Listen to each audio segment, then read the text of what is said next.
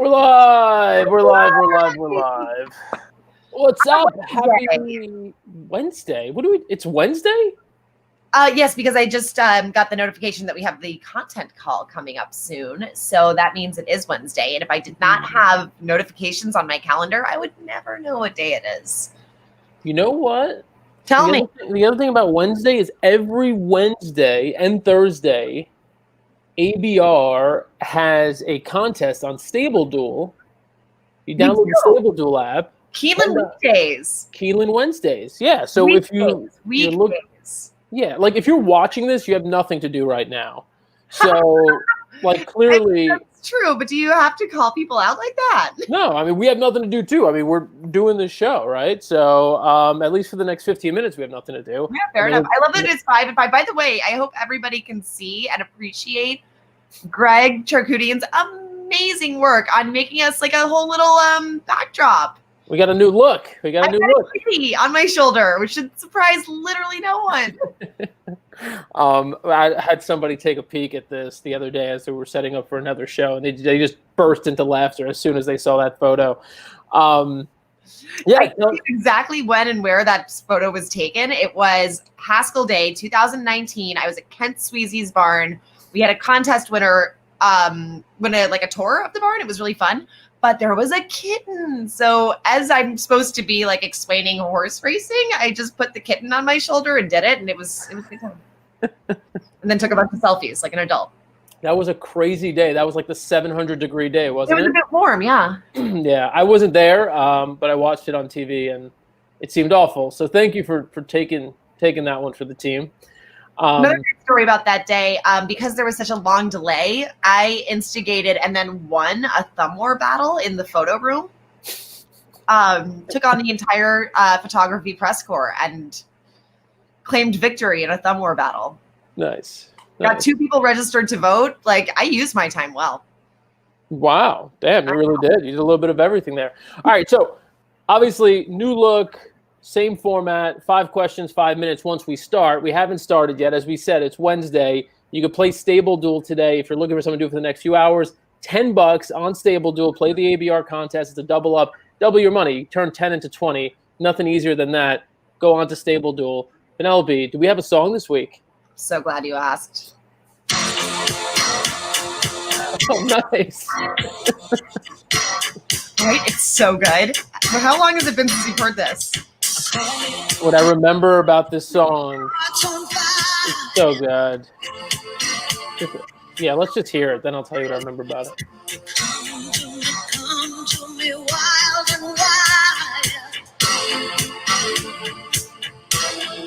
We're going to get sued. Oh, you got to get to the, come on, you got to get to the main part. Okay, I agree. Especially because it appears that no one's watching, so whatever.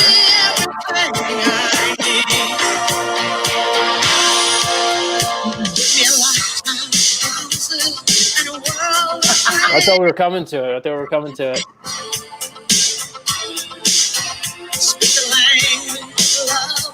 right, we're definitely going to get sued. We're definitely getting sued. All right. Also, like, tragically, unlike Paul's Drag Race, we don't have a lip sync for your life segment of this show, which I think I would win, but still. Sorry, Alan, I do have spunk. If you grew up in New York, I'm aggressively perky. And if you're a New York sports fan, you can't possibly listen to that song without thinking of it playing right after the Rangers won the Stanley Cup in 1994. That's my most vivid memory with this song playing. Yeah. I know we've got a couple of sports junkies and hockey fans on, so I don't know if they're Rangers fans, but they may still remember that. To me, it just reminds me of like carpooling to elementary school, like in the minivan, and just like, turning it up on like, the like easy listening, like best of the 80s, 90s, and today station, or 70s, 80s, and today. That's what it was. But yeah, I mean, it's Tina. Alan's joking, of course. No, it's legit. Like, I am overly perky. I know it. I acknowledge it. I'm the world's loudest person. What are you gonna do? JD's glad to hear the music. This we're going to have a lot more on ABR in the next week or so. We're excited about this. Mighty Heart, the one-eyed phenom. Incredible story, right? Josie Carroll, too, the trainer. Yeah. Would be the first Canadian Triple Crown female trainer to win, which, like, I'm into. On top of it, you've got a Japanese jockey who's like 22. He's so young and he's so cool. He's so cool with a 27-year-old agent who I got to believe is one of the youngest agents who's at least having that level of success. So really cool story all around. We'll have more. Keep your eye on America's Best Racing for that. And then this is Stephanie must have heard that I've been working out. I mean, obviously. You were doing the rowing machine, right? Yeah. I might still need to do a little bit of like a waxing, but, I'm working on it. Very personal. I'm working on it. I'm feeling good. You should come to trapeze with me. Hells no. Why? It's so much fun. No. All of my I'm trying to get healthier. I'm not trying to kill myself. You're in lines. It's fine. Come do circus. They're the best. All right. Let's do 5 questions in 5 minutes. If you have comments, leave them for us, and we'll respond as we go. First question. Yes. Well, that was pretty simple. Crazy year in racing. What do you think? Crazy result? I'm going like, it's not like full chalk. Like I'm not like a teacher at the board, but like, little chalky. I like by my standards, I think. Okay. Not the sexiest of picks. Like it's not the most hipster pick, but it's not like, authentic, which is a pretty hipster or like, a pretty like, what I'm trying to say is it's fine. He won the grade 1 Ali Sheba at last asking back at the beginning of September. So I'm not as worried about his like time off. I can deal with 2 months training up to an event. He's a very good, very consistent older horse, and I like him in this spot. So I feel you. Right. I think Tiz the Law is the horse. He's been the horse all year.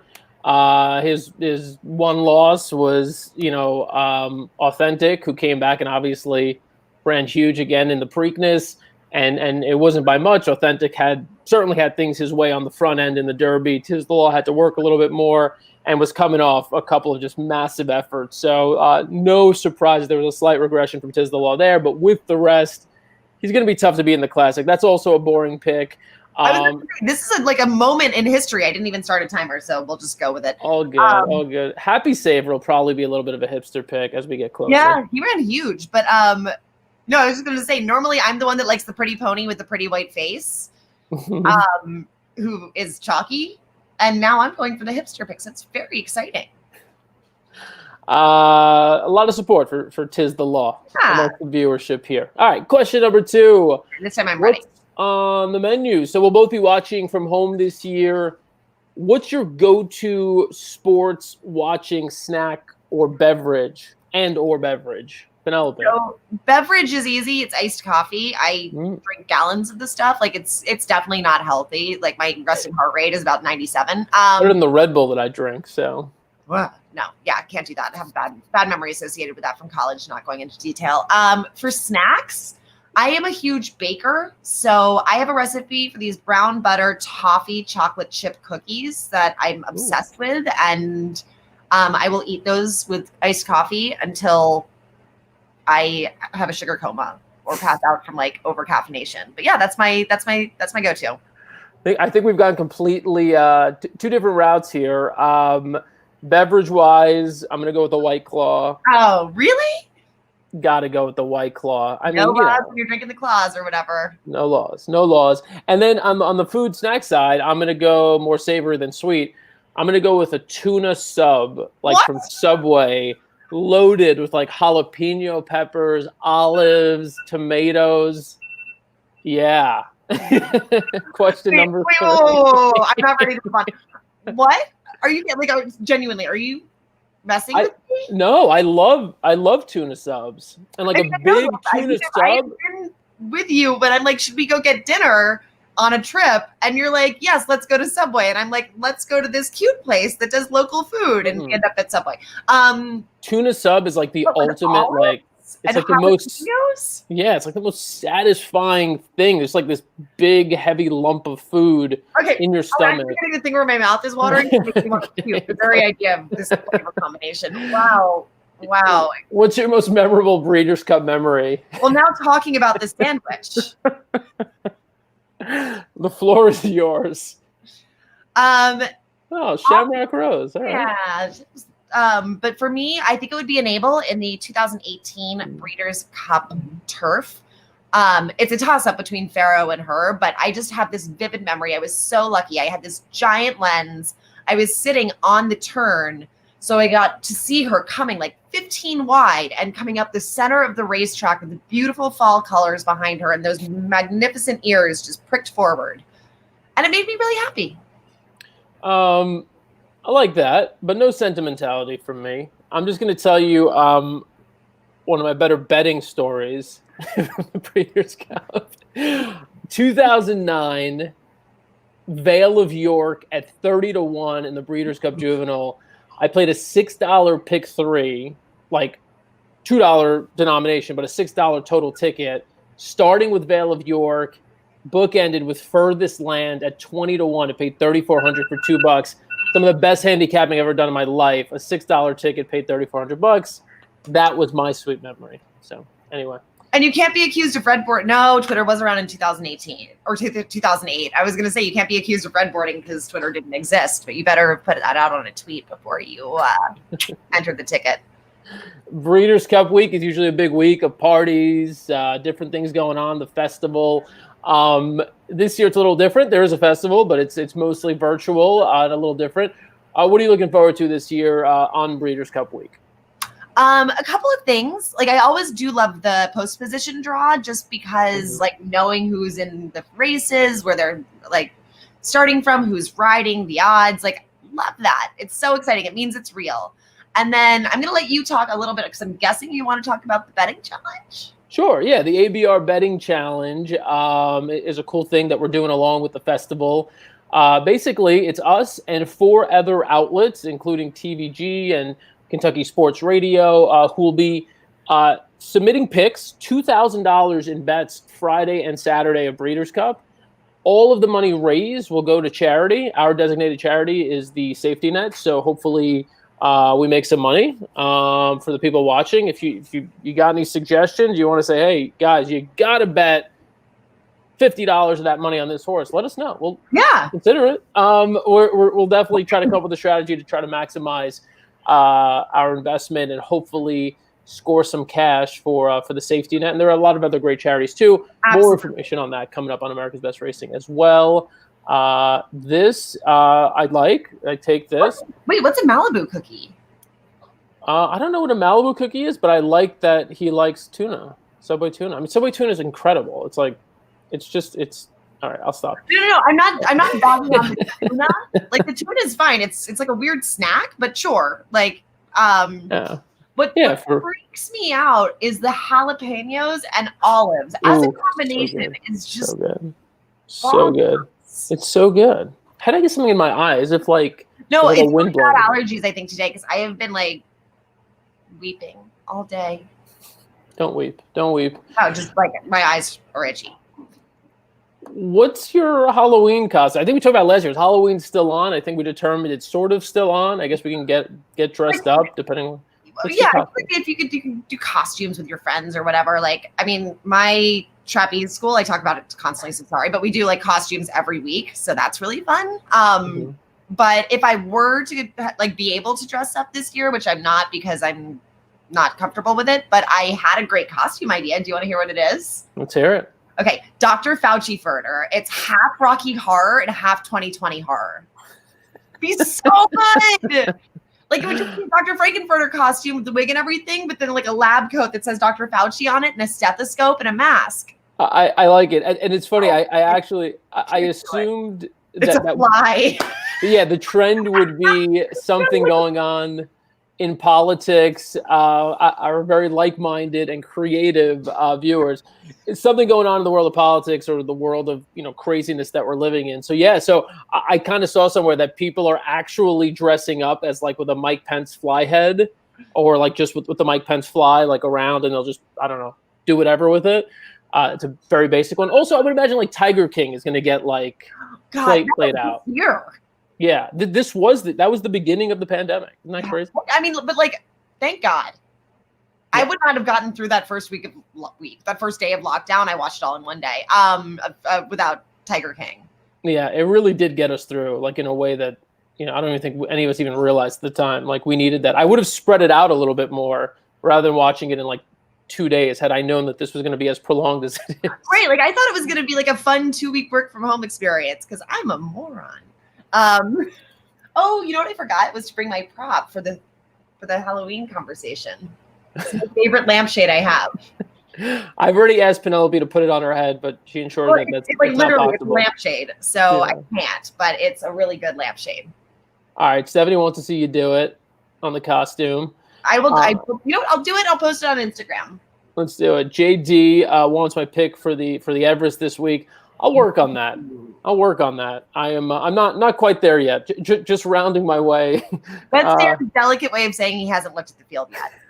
Not at all. But JD knows his stuff. So I will own that. If you're looking for picks in Australia or any insight in like racing in Australia, look for JD at Horse Tickets on Twitter. What's going on this week? Today's Wednesday, which is kind of neat. Thursday, I don't think anything big's going on tomorrow. Friday, the aforementioned Keeneland weekdays. Keeneland weekdays, exactly. You can play Stable Duel tomorrow. Play the ABR contest. $10 gets you in. Friday, La Trifecta is coming back at 7:00. I've heard Ramon Dominguez is going to be on that. No, that's very exciting. I look up to him so much. He's such an incredible person and tremendous athlete who was at the top of his game before his career was tragically cut short by a spill. But also just like a really good charitable person who spent his post-professional sports career, helping to raise money for some really worthy causes. So he's going to have some awesome insight into racing and just in like how to be a good guy, which I could use. Here's how to be a good guy, everyone. What do you mean? If like Ramon Dominguez had a podcast that was just him telling us how to be like a better person, you'd listen, right? No, for sure. Got to. Cool. Hey, Lorraine. How's it going? We're also sad the BC is finless and fanless. So I mean, you could wear like a left shark costume to the Breeders' Cup if you wanted to. No one's stopping. There's our idea. That is a throwback. Which Super Bowl was that? Like 2007? Oof. I don't remember. I don't know. We've all lost track of time. It's all. Yeah, that holds no meaning. All right. Well, I guess we'll be back next week. Probably, hopefully, maybe in our regular time Tuesday. So this is a little bit of a surprise Wednesday visit. But yeah, we'll hopefully be back next week. Got all crazy. It didn't work out. All right. Let us know if you want to see anything. If you have any questions. Or if you have any questions you want us to tackle on next week's 5 and 5. Yeah. Or if you want to flatter us, like if you have any like nice things you want to say, like Dan should take off his shirt, let me know. All right. Love you guys. Another nice thing to say is Dan should not take off his shirt. Sorry, Dan, but nice. It's like professional relationship. Yeah. I could black out your screen. I could just like do like I don't know how to do it, but I don't think you can do that. I don't know. I probably can't. Well, you can bounce me off the feed, probably. No, I won't do that to you. All right. Ooh. All right, here we go. People are sending in questions already. All right. We're gonna write that one down and tackle it. All righty. See y'all next.